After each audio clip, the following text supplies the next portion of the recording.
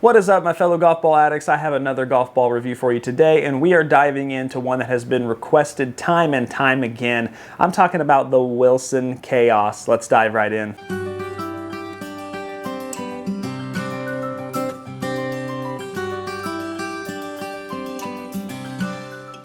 All right, so we are still on the search for a replacement for our beloved Wilson Zip. The Wilson Zip's been a staple on the channel and everyone really loves it, and unfortunately this year in 2024 it'll be the last year they're discontinuing it, and so it's only a matter of time before they sell that last box. And when they do, we've got to have a replacement. We got to have something that's kind of comparable to it, and Wilson makes a lot of two-piece line golf balls. They make the Chaos, they make the Smart Core, they make the Profile, they make the Boost. They just make so many different ones, and so far we have tested the Profile. We've also tested now where this is going to be the Chaos.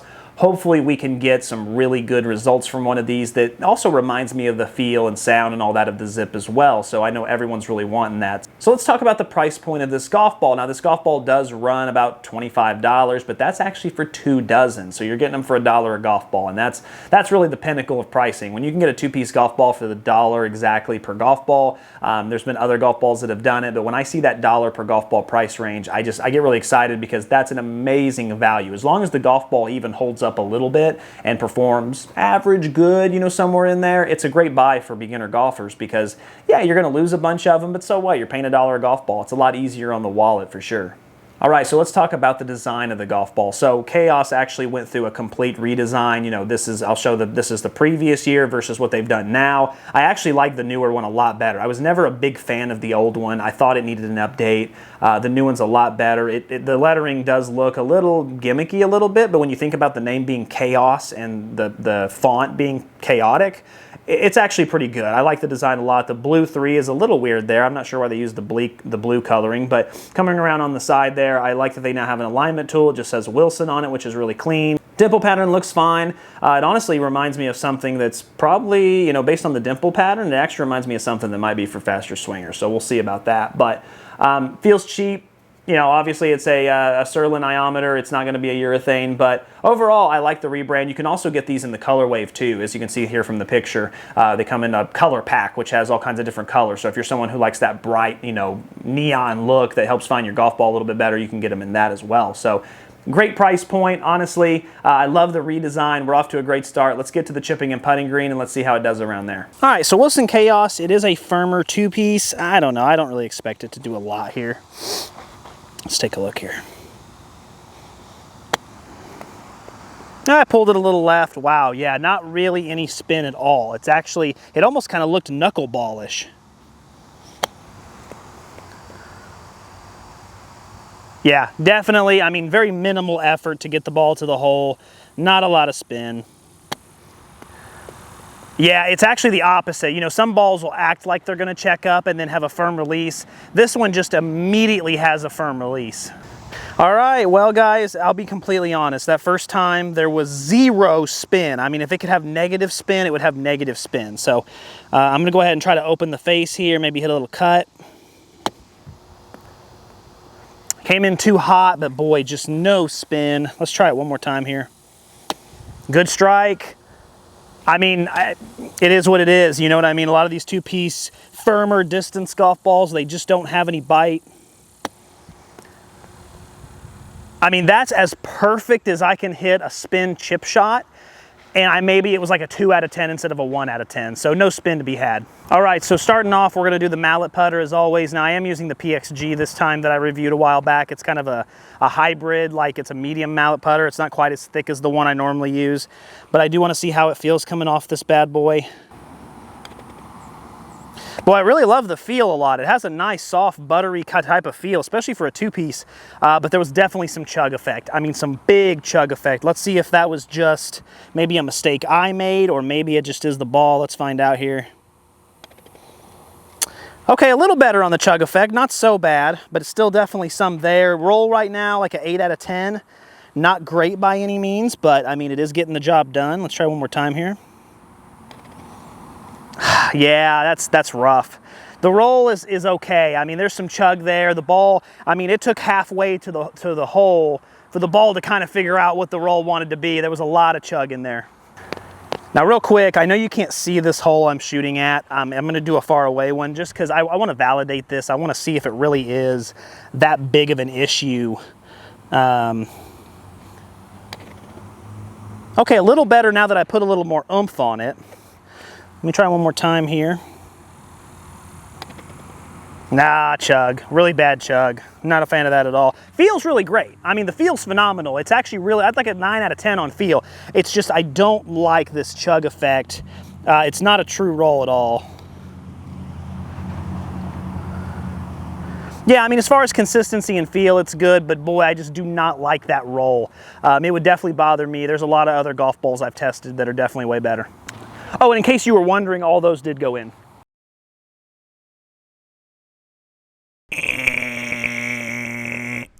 Okay, next up is blade putter. Let's see if it comes off any differently here. Let's go ahead and take a little listen here. Okay, pretty good roll. It's actually a lot better than so far, but let's just validate that. Let's see. Not a biggest fan is the feel on this one. The feel's a little deader coming off. Feels like it's a little heavy. Yeah, interesting. Feels a lot more heavy for sure. The roll's just slightly better, but the feel is slightly worse. We traded roll for feel here, and I'm not a big fan of that.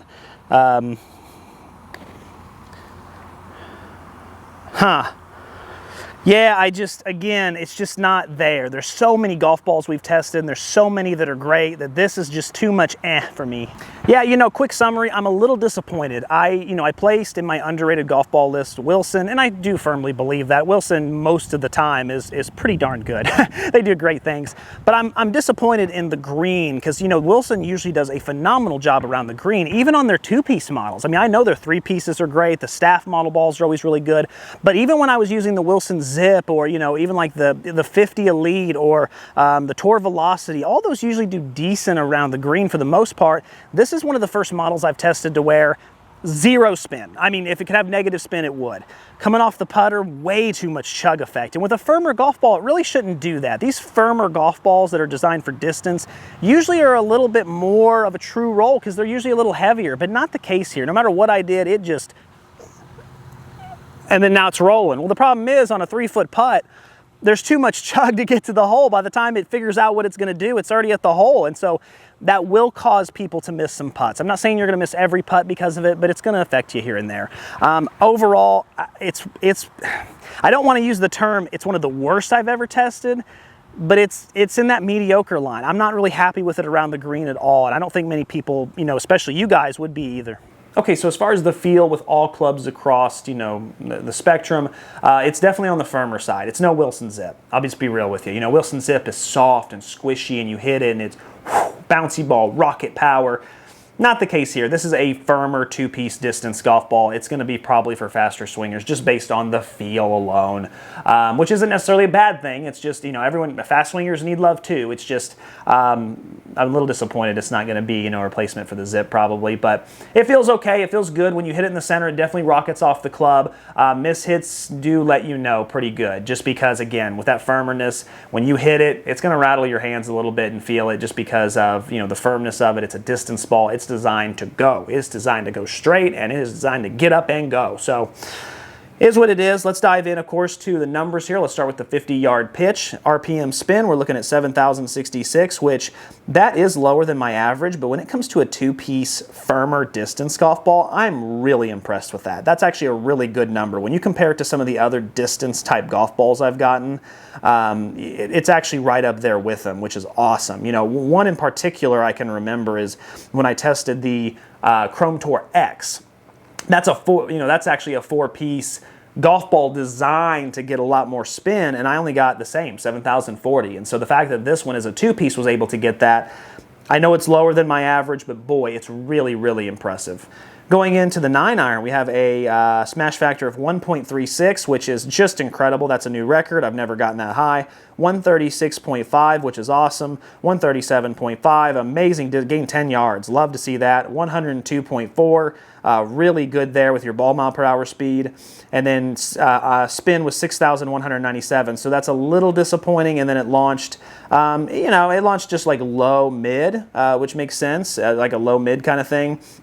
Overall, I love what I got there from the numbers. I love what I got from the distance, but the big thing is going to be that spin, because getting 137 yards is cool, but now I got to also calculate, okay, if the pin's 140, 137 might not cut it, because the spin's probably going to make it go past the hole a little bit. So it's just a little bit of a recalculation. I wish it was a little higher, but that's still like an 8 out of 10. It's still really good. Let's go ahead and get into the 7-iron. Looking at the smash factor, 1.42, which is really good.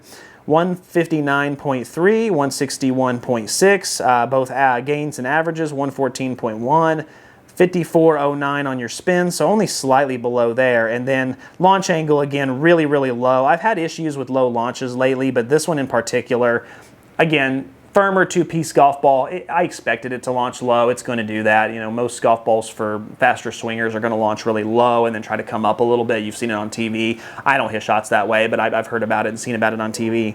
All right, getting into the 5 hybrid now, we have a smash factor of 1.44, which again is incredible. I think that's the highest I've tested so far. 183.6, 186.5, amazing on your distance there. 126.8, again, awesome. 5122 on your spin. Now I got average mid-spin, which is great. Maybe I'm finally compressing it a little bit better. And then it still wanted to launch slightly low, which again, no problem. I mean, it wants to launch a little low. That's pretty common for faster swinger golf balls. Yeah, I mean, so far consistently gains in every single one. Golf ball does feel good. Doesn't feel as good as some of the other Wilson models just because of how firm it is. But, I mean, so far everything's right on line with what I would expect. And remember, we're talking about $1 a golf ball, so really good there. Now, before I get to the driver, I will give a disclaimer. This is just my slow swing speed disclaimer. Sometimes on clubs, I average 97, 98 mile an hour with the driver, but sometimes I'll go out and do a 94. And if that happens, I just give a little disclaimer to say, hey, these numbers are adjusted a little bit just because I have to adjust them for a faster swing speed. So if you see, if you see a ball mile per hour and you think, well, that's not what Nick normally gets, but I put average, it's because I'm calculating it for if I had gotten an extra few mile per hour swing speed, if that makes sense. So that's how this one is. It was a little slow on the driver. Smash factor 1.48, which is, again, one of the best I've ever tested. 211 on your distance, which is not very good, and 221.3, which is not very good. 137.7, which in retrospect is probably about average. The ball actually spun really high at 2,769, and it launched, low. It launched lower than mid for sure. Now, I'm not too worried about the distance numbers because if you're someone who swings faster and you can get a little bit more height out of it, I don't think it's going to be an issue. The smash factor was incredible. Ball speed was average, in line with what I've been getting based on, swing mile per hour versus ball mile per hour. I actually don't mind these numbers at all. They're probably a 6 out of 10, 7 out of 10, somewhere in there. The really big thing is the spin. But again, if you're swinging really fast and you're hitting it low, having a little bit of spin to balloon up isn't the end of the world. I just wish it was a little lower, that's all. Okay, so real quick, let's touch on the durability before I give you my final thoughts. Looking at it, it's pretty darn good. I mean, looking at it, I don't see any major scrapes. There's definitely some bumps and bruises for sure. A little bit of the paint's kind of scratching off. You can see a couple areas on the ball that are just kind of looking a little rough, especially if you shine it in the light. It's probably like an 8 out of 10. It's really good, but this did survive, 80 to 90 shots, so it's definitely going to get you through a round. After that, though, these golf balls that are, a DuPont Surlyn, I would probably toss them just because, the cover is so thin that what happens is even the slightest little scrapes, when you putt, your ball could be kind of doing some of that. So after a round, I would probably toss it. But at $1 a golf ball, you're probably not keeping the same ball throughout the whole round anyway. And if you are, then hey, good for you, but just toss it and it only costs you $1. That's really good. All right, so in conclusion, I like this golf ball a lot for a very specific reason. Now, is the golf ball for me? I don't think so. I think it's a little too firm. I don't like how it comes off. I'm reminiscing about the old days of, the Wilson Zip. But what I will say is there's been a lot of people over the last few months who have said, hey, I'm a very fast swinger and I think I still need a two-piece. What would you recommend?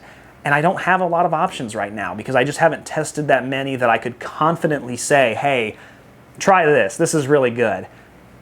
Try this. This is really good. I'm glad I finally have a golf ball I can recommend in that regard. Even with my 96, 97 mile an hour swing speed with the driver, I was able to get some distances. The 9-iron did really, really well.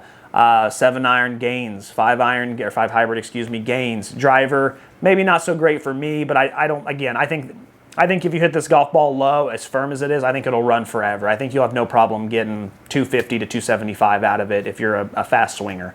I really don't. I like the durability. The new design is great. The price point's amazing. Really, if it comes down to if you need more spin, I understand that. But again, if you're one of these guys who have contacted me over the last couple months and been like, hey, I swing 110 mile an hour, I kind of spray the ball all over the course, I'm looking for a little forgiveness, what do you recommend? This is one of the best models I've tested as far as that regard. And again, for the price point, 25 bucks for 24 golf balls, you really can't go wrong. And also, I'm going to be putting these on the store as well, my eBay page for individual sleeves. I think they run $7.50 a sleeve, including shipping. So, you can try them for that as well. It's really a low-risk try. But again, if you've used this golf ball, I'd love to know your feedback about it. I'm all for it. Tell me what you like, what you don't like. As always, guys, keep watching and keep saving and keep learning. Until next time.